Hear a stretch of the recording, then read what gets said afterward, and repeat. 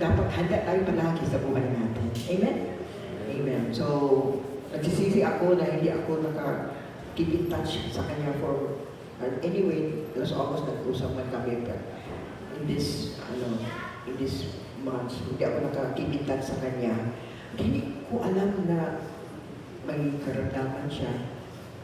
Parang tinago sila sa pamilya. But I thank the Lord because I found a friend in her. Pero yun na, nagsisihin lang ako, hindi ako nakasay thank you sa life niya. So habang buhay pa kayo, habang buhay pa ako, habang buhay pa tayo, let's appreciate one another. Amen? Instead of pointing mga negative things sa ating mga kapatid, siguro, let's learn to appreciate people. Amen? Amen. Doon lang ang imong friends at thank you for your life. You can do that Thank you today. for your life. Thank you for your life. Thank you for your love Thank you for for your Jesus. You inspire my life. You inspire my life. Amen. Welcome also to my friend. We call each other Inday. Day Neneng about. Thank you for your life, Day. Parang barkada na kasi kami. 1986 pa kami nagsama-sama. Thank you for your life, Day. For joy. For Sister Martha, thank you for your life, Sister Martha. For Sister Sel, Sister Raquel. Thank you so much for your life. For Sister Marites. God is so good. Amen? Amen. Hallelujah. Let's give the Lord another hand of praise. He deserves to receive our praise today. Where the Spirit of the Lord is, there's freedom. Hindi tayo bound. Hindi tayo gapos, no? But there's freedom.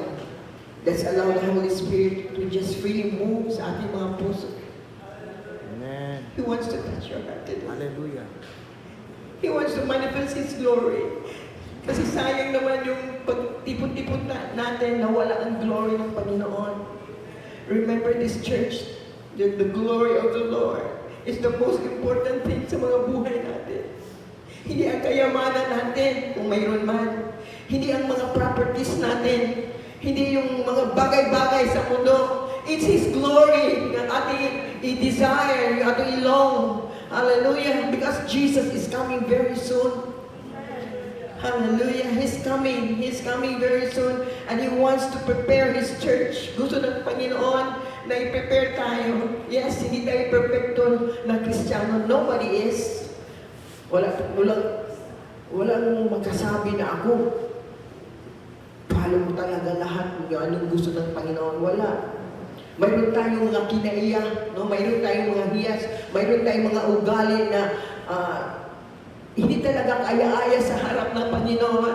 But today, as we face another year, God wants His people to long for His glory, to desire for His glory, because His glory makes a big difference in your life, and in my life, and in our family. Imuhaw na ito mga igsoon, ang himaya sa Ginoo. Dili sa atong sarili, hindi sa ating flesh. Because this flesh is so bad. Itong flesh natin, kung mag-trust tayo sa flesh natin, wala tayong mapala. But if we trust in the glory of God, His presence in our lives, His Spirit, yun, makita natin, ma-experience natin yung power ng Panginoon sa ating mga buhay. Amen? Hallelujah. Thank you, Lord. And so this morning, I want to talk to you about the attributes of God. Who God is. Since you serve the Lord, do you know the attributes of God? Kilala ba natin ang Panginoon? Alam ba natin ang iyang mga ugali, yung hiyas niya? Ato ba siyang nailhan ang iyang mga kinaiya? So karong buntaga, this morning, I want to talk yung mga kinaiya sa Diyos. Yung mga ugali ng Panginoon. We thank the Lord that we're serving a faithful God, amen? A good God, a gracious God, amen? A forgiving God, a so patient God. God is so patient with us, amen? Kung hindi patungod sa patience sa Panginoon, kung hindi patungod sa kanyang faithfulness at sa mercy niya at grace niya, tayo lahat po ay wala na. Wala na tayo. But But because of His grace, because of His faithfulness, because He's so patient with us, He's so gracious to us, that's why we are still here. Amen? And He longs for all of us to be close to Him. That's His longing. That's His desire. Muna ang gusto sa kinamaigsoon na kitang tanan maging close sa Kanya. In spite of who we are. Hindi siya nagtingin kung sino ka. Hindi siya nagtingin kung ano ang mga weaknesses mo. Hindi siya nagtingin kung ano ang limitasyon mo sa buhay. Nagtingin siya just who you are. He loves you just who you are. So we don't need to be pretentious, no? Para ang Panginoon po ay mag-love sa atin. God loves us so much. Give the Lord another hand of praise because He loves us so much. Amen. Hallelujah. Hallelujah. This morning I want you to stand again if you don't mind, and let's honor the Word of God. Found in the book of Psalm 139. Let's honor the Word of God. Psalm 139 says, "You have searched me, O Lord, and you know me.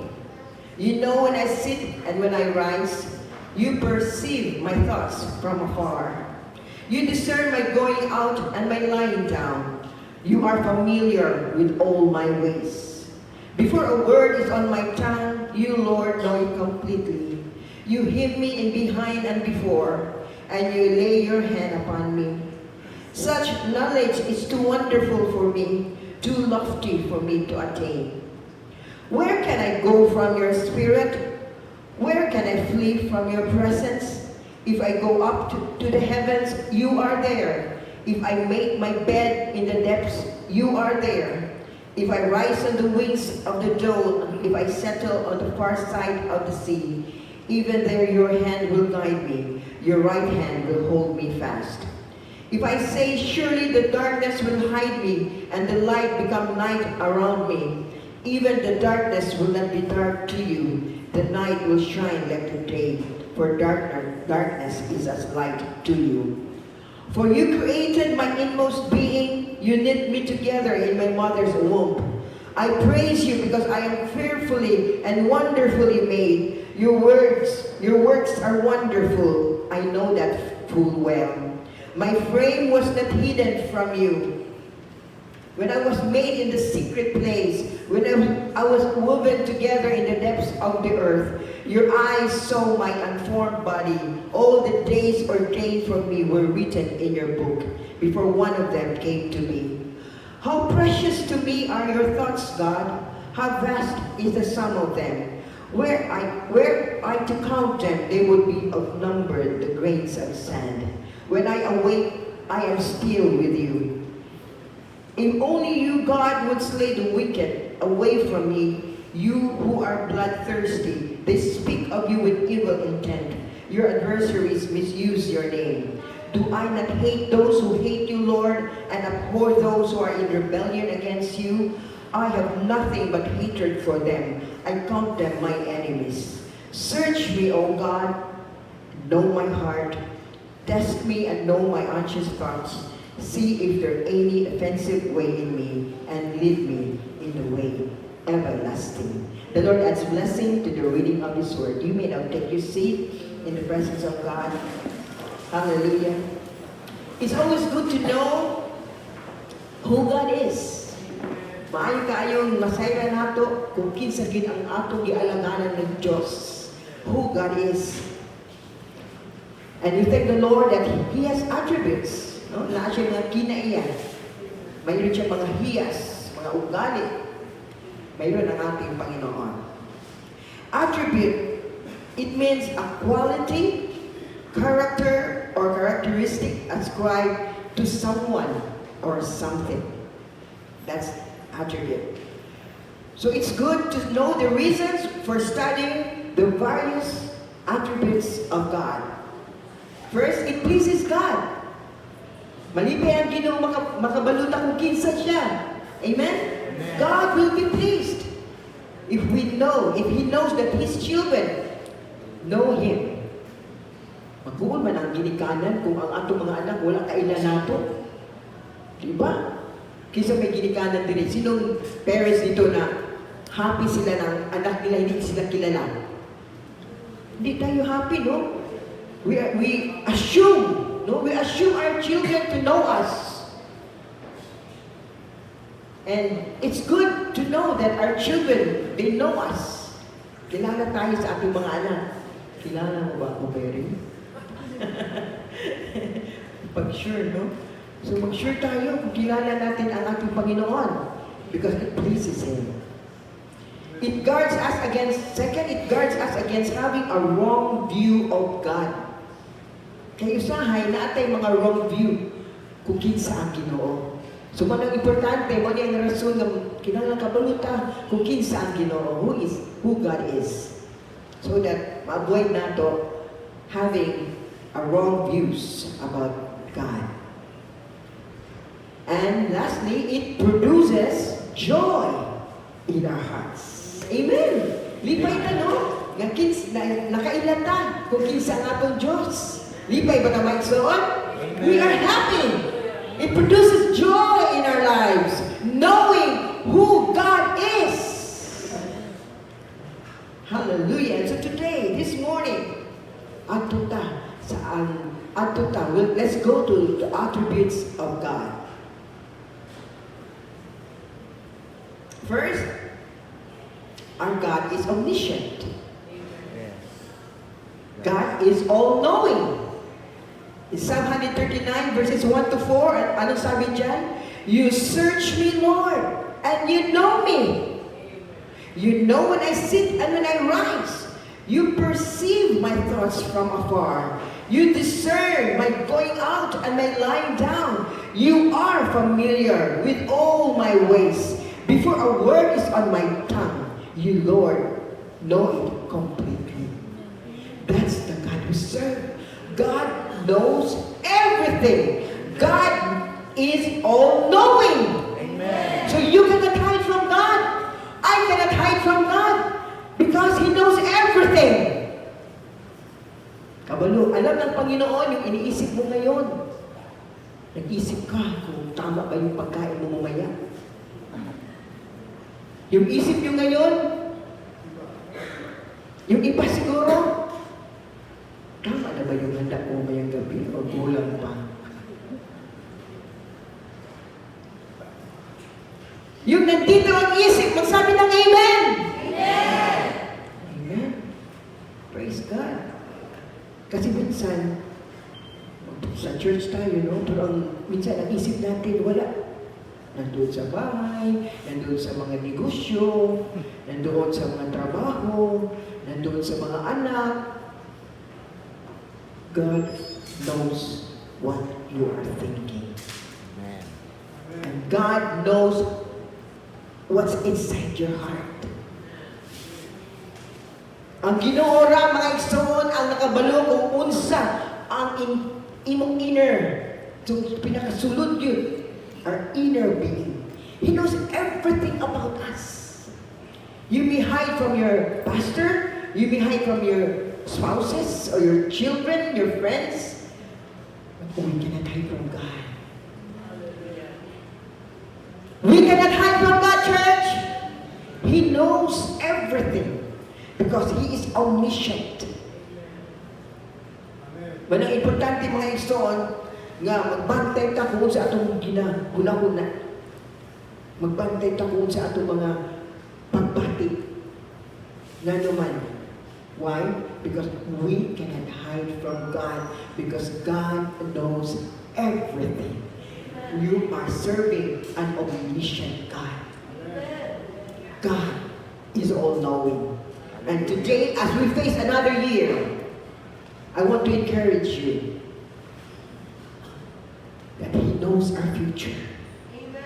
We don't know what tomorrow will bring. Hindi natin alam kung ano mangyari sa ating bukas. Hindi natin alam kung ano mangyari sa sunod na taong ito.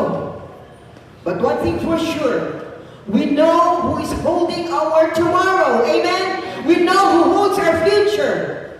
That's why the song says, because He lives, I can face tomorrow.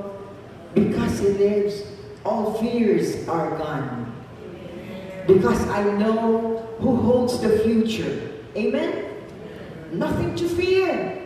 Nothing to fear, God's people. Amen? Because God knows the future. He is holding our future. Amen? Give the Lord a hand of praise. In Jeremiah 29:11 say, "For I know the plans I have for you, declares the Lord. Plans to prosper you and not to harm you. Plans to give you hope and a future." Amen. Check into future. Amen. Because you are a God. Because you serve a God who is all-knowing. He is omniscient. Amen. Amen. Hallelujah. So magbantay tayo mga igsoon, no? Kung sa atong mga huna-huna, atong mga pagbati. Because we cannot hide from God. Magbantay tayo kung sa atong mga ginagawa. Bantayan natin kung atong mga ginagawa sa secret. Kaya walang sikreto sa Ginoo. Walang secret sa Panginoon. Alam niya lahat. Because He is an omniscient God. Amen. Second, God is omnipresent. Omnipresent. God is everywhere. Sabi ng Psalm 139 verses 7 to 8, "Where can I go from your spirit? Where can I flee from your presence? If I go up to heavens, you are there. If I make my bed in the depths, you are there." So, maski onde-onde to anda, tanda el Dios. Amen. So, magbantay na asa ka ni adto. Kung ang atong giadtuan, pleasing ba sa Panginoon? Amen?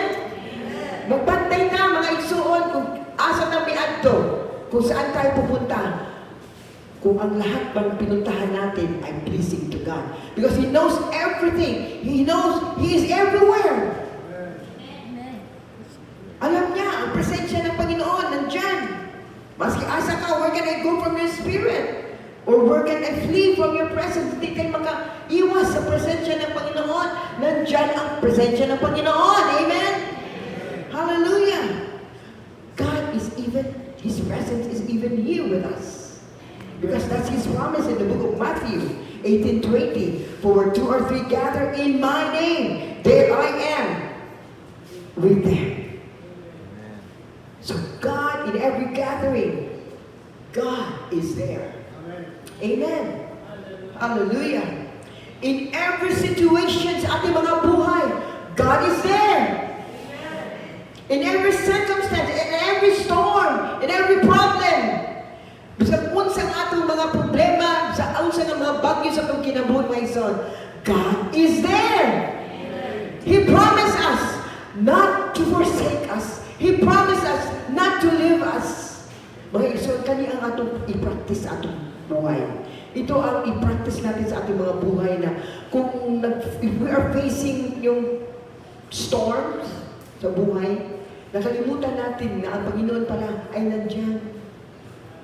Remember the disciples, yung nagsakay sila ng boat? They even forgot na ang Panginoon ay nandyan lang mismo sa kanila, natutulog, hindi na bother sa storm. Yan ang Panginoon natin, mga kapatid. Hindi siya mabother kung ano mga storm sa buhay natin. Basta i-acknowledge lang na nandyan ang Panginoon. Amen? In every circumstance, in every situation, just acknowledge that God is there. Because God is omnipresent. Hallelujah. He is there. Unsa man ang imong sitwasyon karon so? What's your situation right now that seems impossible? I want to encourage you that God is with you. God is with you. In your sickness, in your finances, financial difficulty, in your trouble, yung trouble in your family, trouble in your marriage, trouble kasi mong negosyo. Just acknowledge that God is there because you're serving an omnipresent God. Amen. What an assurance, no? What an assurance that sa lahat ng panahon, God is always there. Amen. Give the Lord another hand of praise because God will never leave us nor forsake us. Dili kita biyaan. So, una-una na nato. Sa isip lang natin yan na iniwanan tayo ng Panginoon. Especially kung nandyan tayo ng the storms of life, kung nandyan tayo sa kahirapan. Alam, ang isip natin, wala ng Panginoon. Kaya alam, panik tayo. Hindi na natin alam kung anong gagawin sa buhay. At sad to say, yung iba, mag-suicide na lang, maghubog-hubog na lang, maglasing-lasing, kung ano-ano na lang gagawin nila. Bakit? Yung iba nag-backslide na. Hindi na mapatuloy sa pag-serve sa Panginoon. Bakit? Hindi nila na-acknowledge ng Panginoon pala na-promise that He will be there. That He will never leave us nor forsake us. That He is an omnipresent God. Amen. Hallelujah. God is omnipresent. Sa ating mga down moment, He is there. As well, sa ating up moment. In every moment sa ating mga buhay, God is there. Amen. At natandaan niyo yan. God will never forsake you. Siguro gibiyaan na kasi kung panimalay. Siguro iniwanan ka sa asawa mo, iniwanan ka sa mga anak mo, wala na nag-isip sa'yo, hindi na nag-care sa'yo, but ang Panginoon ay hindi tayo iiwanan. Amen. Amen. Hindi tayo iiwanan ng Panginoon. Amen. Kasi anumang circumstances sa ating mga buhay, God is omnipresent. He will always be with us. Amen. Praise God. Thirdly, God is omnipotent. God is all-powerful. Amen? In Psalm 139, verses 12 to 15, even the darkness will not be dark to you. The night will shine like the day, for darkness is as light to you. For you created my inmost being. You knit me together in my mother's womb. Maski ang mga medical doctors, mahirapan mag-explain, ma-amaze sila kung pakilaya, no, ma-develop yung fetus inside the womb of a mother. Ma-amaze ang mga even medical doctors. Giunsa sa Ginoo. No? Because He is a powerful God. All-powerful God. I praise you because I am fearfully and wonderfully made. Your works are wonderful. Amen? Because He is powerful. I know that full well. My frame was not hidden from you. When I was made in the secret place, when I was woven together in the depths of the earth. Hallelujah. That's the God we serve. This morning, I want to remind you that you are serving an all-powerful God. Amen. Hallelujah. All-powerful God. He is omnipotent. And many times, limutan natin ito mga kapatid, lalo na kung nandyan tayo sa kahirapan. Lalo na kung nandyan tayo sa yung sitwasyon na parang imposible na at mayroon tayong malaking big mountains na hinaharap. This morning, God wants to remind His people, hey, you're serving an all-powerful God. Amen. He even created the world out from nothing. He created niya ang kalibutan mga isun out from nothing. Can you think of that? How powerful God is. He is omnipotent.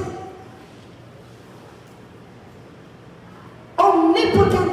All-powerful God. And we have not experienced His power. Why? Wala man tanito mo na nag-alaga na ito ang omnipotent God.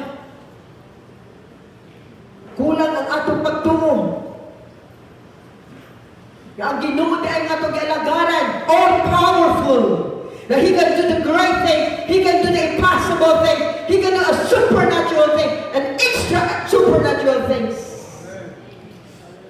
Hallelujah. I've been serving the Lord for many, many years.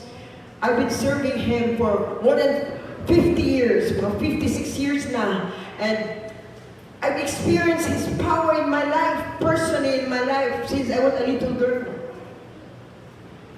And maski I have experienced His power when I was a little girl, in high school, college, maski usahay ganit karon at present, kung naay dako kay nga mga pagsulay, dako kay nga mga bagyo, dako kay mga bukid sa mga problema, usay malimot ta nga nangalagad ay tao dako kay nga Dios. Nalimot ta sa atong Diyos nga He can do everything because He is all powerful.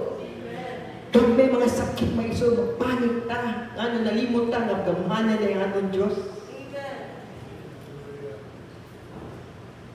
God wants to remind His people today that you are serving an omnipotent God!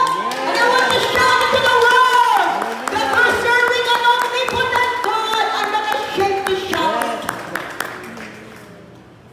God is all powerful. Amen. Hallelujah. Hallelujah. I remember I woke up one night and my body was full of, I was swollen. Nabigla lang yun from head to foot, swollen. I was alone. Wala akong kasama. But I just say, in the name of Jesus, in the name of Jesus, I rebuke this swollen skin or allergy, whatever it is, in the name of Jesus. And when I say, in the name of Jesus, instantly I got healed. God allowed me to experience that. God wants me to share it to other people. That we can use the power of His name. Because He is omnipotent.